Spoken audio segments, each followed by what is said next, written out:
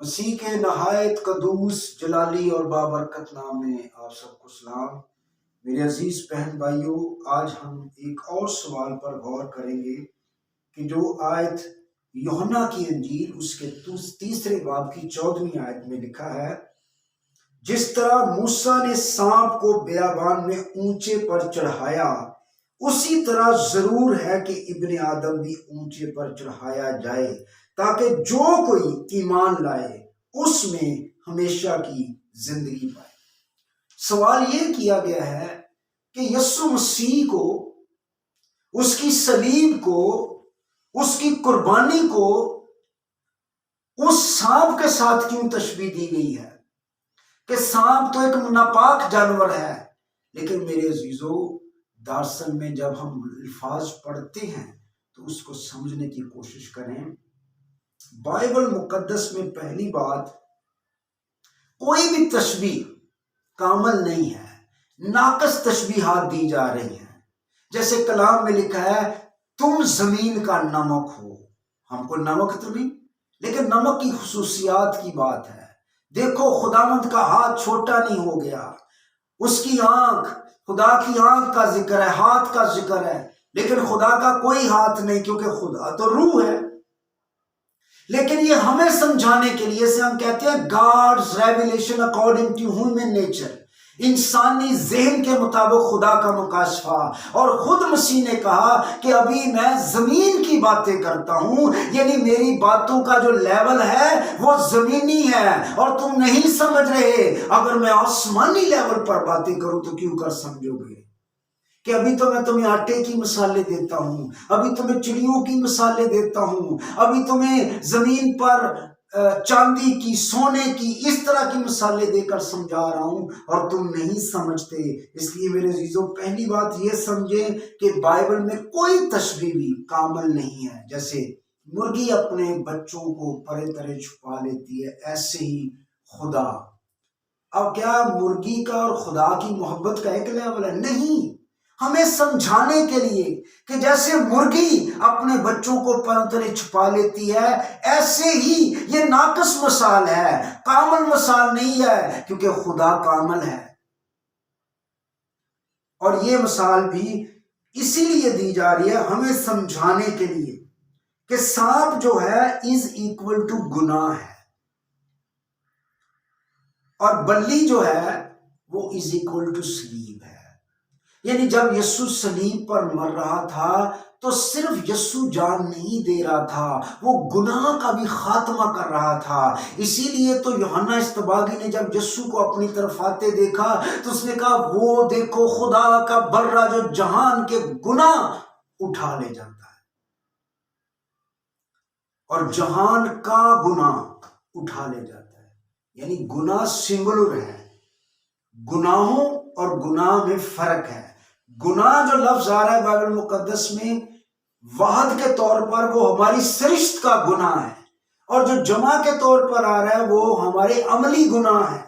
جب یسوع صلیب پر مر رہا تھا تو اس نے ہماری سرشت کے گناہ کا بھی خاتمہ کیا، اور اسی لیے جب ہم مسیح جو صلیب پر مرا اس پر ایمان لاتے ہیں، اس کیے ہوئے کام کو مان لیتے ہیں، تو ہمارے گناہ پاک اور صاف کر دیے جاتے ہیں۔ کلام مقدس میں رومیو کے خط 8ویں باب کی 3 آیت میں لکھا ہے، جو کام شریعت جسم کے سبب سے کمزور ہو کر نہ کر سکی وہ خدا نے کیا، یعنی اس نے اپنے بیٹے کو گناہ آلودہ جسم کی صورت میں بھیج کر گناہ کی قربانی کے لیے سزا کا حکم دیا، اپنے بیٹے کو گناہ آلودہ جسم کی۔ اور کتاب مقدس میں بھی یہ بھی لکھا ہے کہ وہ ہماری خاطر گناہ بن گیا۔ یعنی یہاں غور کریں اس آیت میں، گناہ آلودہ جسم، گناہ کی قربانی، اور جسم میں گناہ کی سزا کا حکم دیا۔ یعنی مسیح کی محبت کا یہ لیول دیکھیں کہ یسوع مسیح ہمارے لیے گناہ بن گیا۔ جب یسوع صلیب پر جان دے رہا تھا تو وہ کہہ رہے تھے، زندہ اترا تو ہم تجھ پر ایمان لے آئیں گے، لیکن میرے یسوع صلیب پر جب جان دے رہے تھے تو صرف صلیب پر یسوع نہیں مر رہا تھا، उनको तो नजर आ रहा था कि यीशु जान दे रहा है और यीशु मर रहा है, लेकिन यीशु मसीह मौत को भी मार रहा था, मौत को भी शिकस्त दे रहा था। जब यीशु मसीह सलीब पर जान दे रहा था, क्योंकि आज तक आप नहीं पढ़ेंगे नबी भी बीमार हुए, पैगंबर बीमार हुए, रसूलों पर बीमारी का हमला हुआ, लेकिन यीशु मसीह कभी बीमार नहीं हुए। यीशु मसीह के करीब तो कभी मौत फटकी भी नहीं, क्योंकि यीशु मसीह के करीब कभी मौत नहीं आई, क्योंकि उसको पता था कि जिस दिन इसके करीब गई मुझे भी मौत आ जाएगी। जब यीशु सलीब पर जान दे रहा था तो वहां किताब मुकद्दस में लिखा है, वो गुनाहों की दस्तावेज जो हमारे खिलाफ और हमारे नाम पर थी वो मिटा डाली, और मौत फतह का लुकमा हो गई। मौत भी फतह का लुकमा हुई, वहां पर मौत को भी शिकस्त हुई। यीशु मसीह की सलीब पर जान देना ये हमारे लिए बड़ी बरकत का बायस था, बड़ी ही कुदरत का बायस था। यदि आप गौर करें, अगर बच्चे पैदा होते हैं तो बाज दफा डॉक्टर कहते हैं ये मर जाएंगे क्योंकि इनके फेफड़े नहीं काम कर रहे, और कॉलें आती हैं, फूंस आते हैं, दुआ करें जी ये जिंदा रहें। बंदे को 20 बीमारियां लगी हों, वो मरना नहीं चाहता।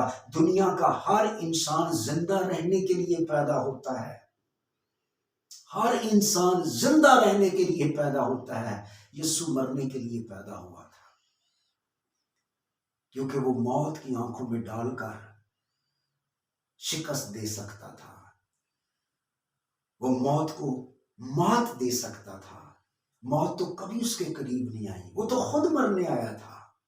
यानी यीशु मसीह से जो पहले फाते आए वो मारकर फतह करते थे, यीशु मसीह वाहद फाते है जो मरकर फतह करता है। इसलिए मेरे अजीजों, सलीब पर यीशु मसीह ने गुनाह को शिकस्त दी।